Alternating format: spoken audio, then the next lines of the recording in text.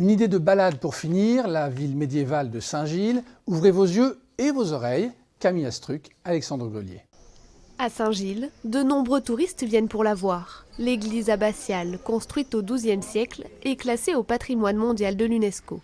Mais cet été, en plus de la voir, vous pourrez aussi l'entendre en flashant ce QR code sur votre téléphone. Pour la danse, bonnes gens, quelques oboys.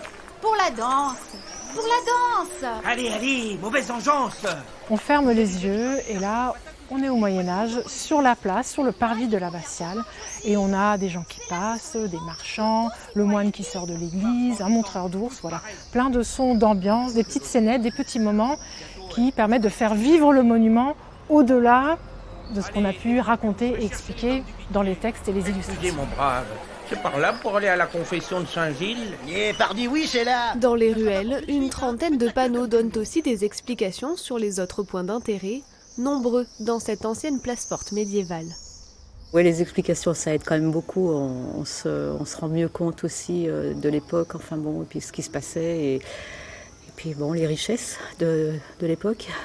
Autour de l'abbatiale, au Moyen-Âge, s'est développée une ville. Et aujourd'hui, on a beaucoup de vestiges de cette ville du XIIe siècle, de cette ville médiévale, conservée dans le centre historique de Saint-Gilles.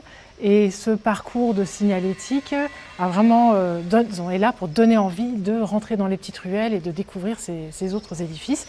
Comme cette maison romane, une des mieux conservées du centre historique. Au Moyen-Âge, Saint-Gilles était considéré comme le 4e pèlerinage de la chrétienté, après Jérusalem, Rome et Saint-Jacques de Compostelle.